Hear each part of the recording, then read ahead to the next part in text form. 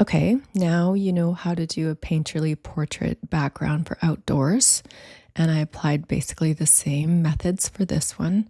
The next step is we're going to do skin, and after skin, we will do hair, but for now, we're going to focus on the skin.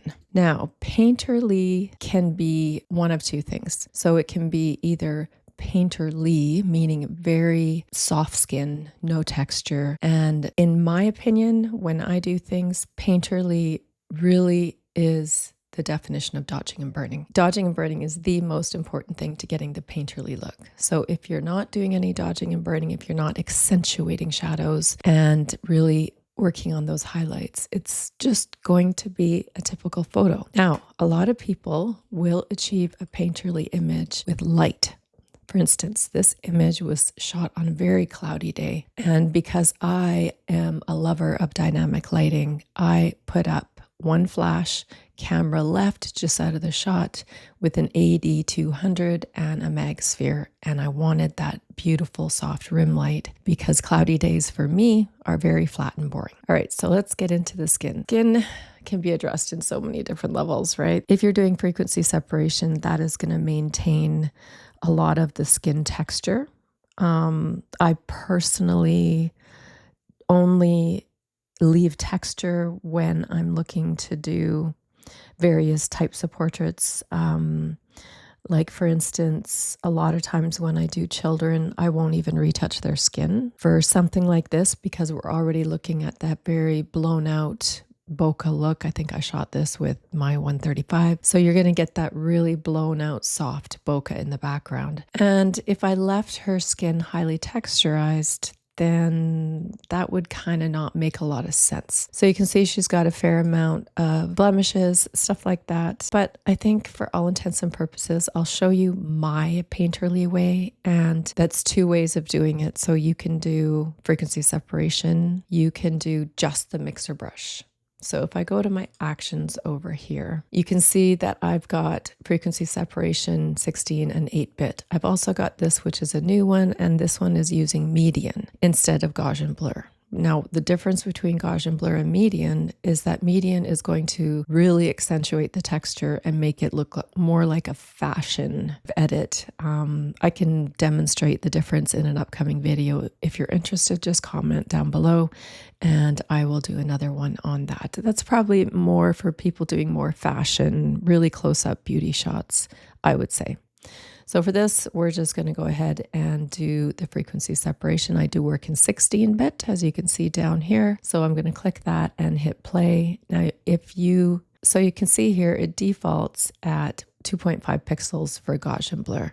So what I suggest you do is come and just zoom in to the pores, and 2.5 looks plenty good enough for this. But if we really wanted to get rid of it without doing just a mixer brush layer, you can increase it till it's almost gone. So even try a 3.5. All right, so I have my high, brush, and low. Brush is for transitions. The high layer is to maintain texture, but the Gaussian blur, which is the low layer here, for instance, if I turn off the high layer, you can see how much blur you have. And when you turn it back on, you can see the texture. So we're going to work on the low layer.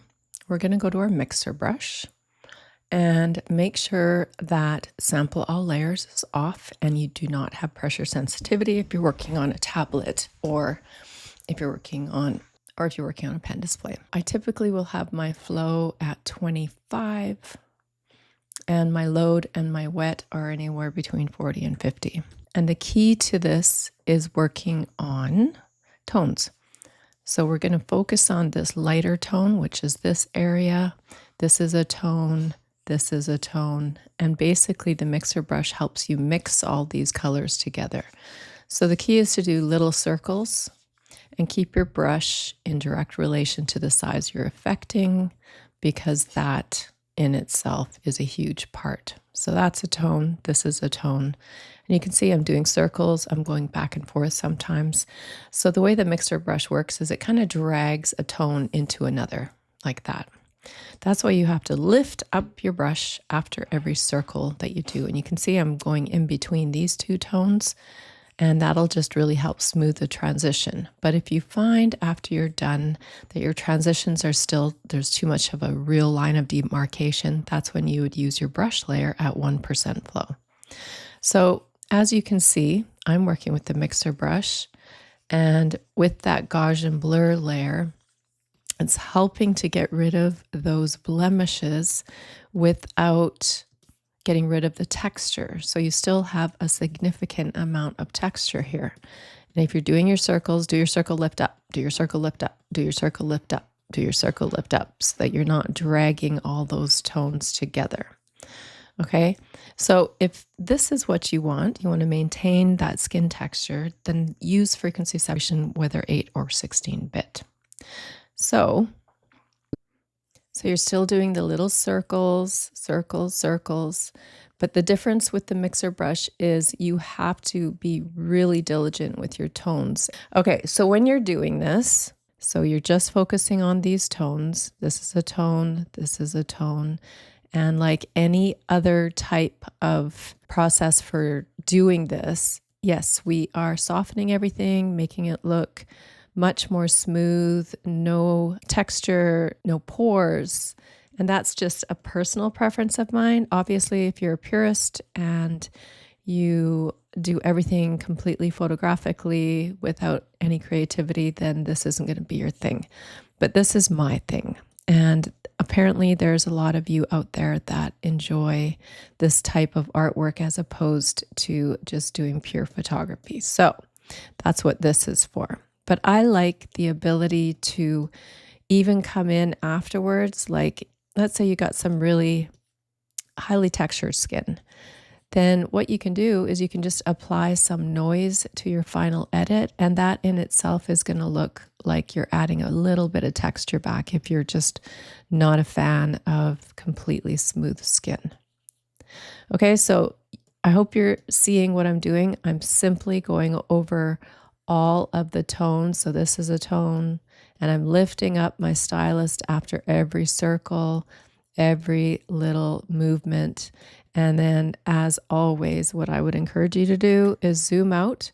It's going to give you a much better indication of what needs to be fixed and what needs to be blended just a little bit more.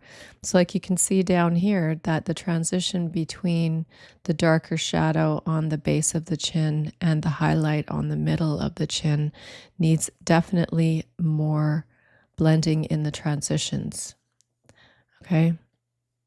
So yeah, this is how you use the mixer brush to get that kind of ethereal, pretty skin. And as always, it will flatten out a lot of your tonal values, which is why dodging and burning is so important for painterly portraits. So let's move on to that. So this is the entire look once you finish your skin softening. And then this is what dodging and burning brings to your image. So without the dodging and burning, it still looks pretty good, but you just want to recreate all of those highlights and those shadows. And if you're really, really interested in painterly, this is the way that you really end up making it look more painterly. So I've done her face, and then what you're going to do, if you want to do, let's say this arm, you can see that I'm just looking at where the highlights already exist in the image, and I'm just enhancing it, and I'm working at a 10% flow.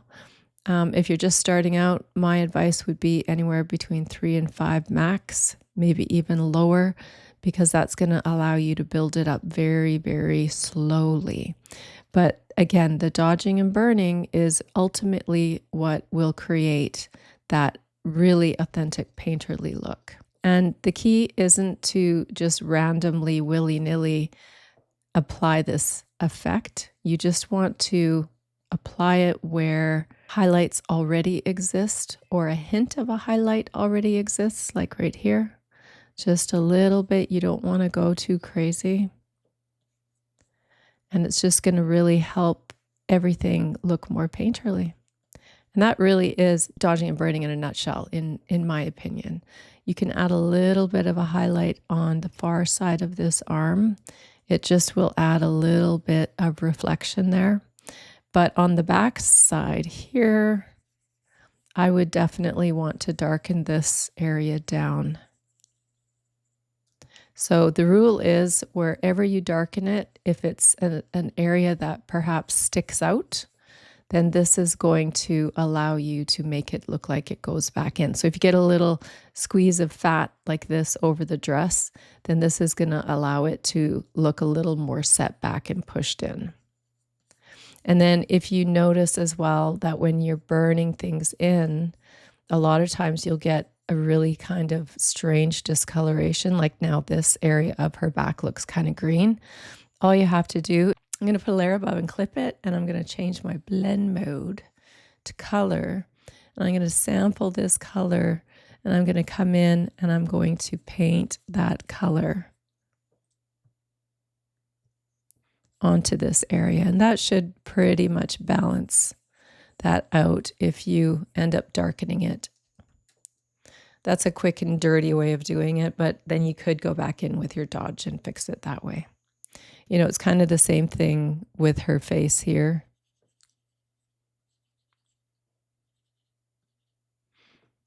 Okay. And then you could come back over here to your Dodge and just dodge a little bit. And I'm like, why is that so strong? Let's go back to 10%.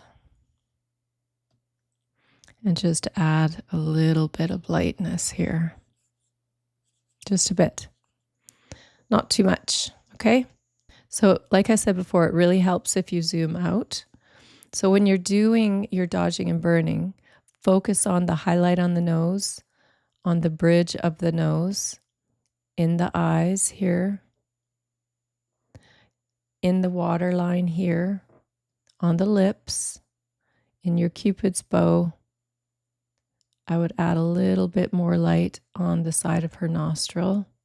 And if you ever go too much, you can just grab your X key, which will take you back to black. And then the last thing with the skin on females, anyways, just do your normal blend mode and just grab a deep kind of red.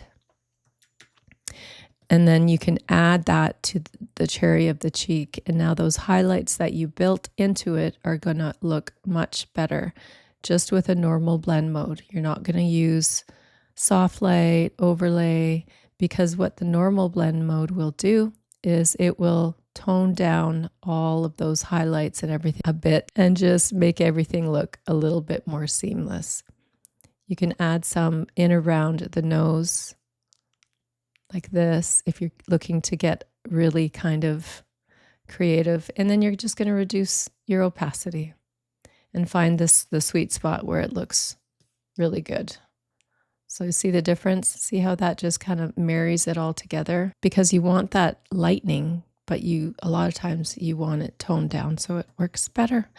And that, my friends, is how I do skin. So if you wanted to, you could then come in with your blend if. So we're going to pull the highlights over like this, double click, pull the shadows to the right, and right when you see that just on the face, hold your Alt or Option key, split it. And this is just in case you want a little bit more of that brightness on the face, or any other of the highlights actually. So just invert that mask, grab a white brush, and you can pull your flow up a bit. So now if you do this, you're going to see that that really accentuates all of those highlights that you already did. And this is just a nice kind of finisher to your actual dodging and burning work. Or if you're too lazy, then of course you don't have to do it at all. But then really go to the mask and feather those properties out just to really soften those edges, because a lot of times it can get a little yucky. Just reduce it a little bit, which will help soften it some more. And here, see? That's before and after. So now you've really made that just pop. Okay? I will see you in the next one.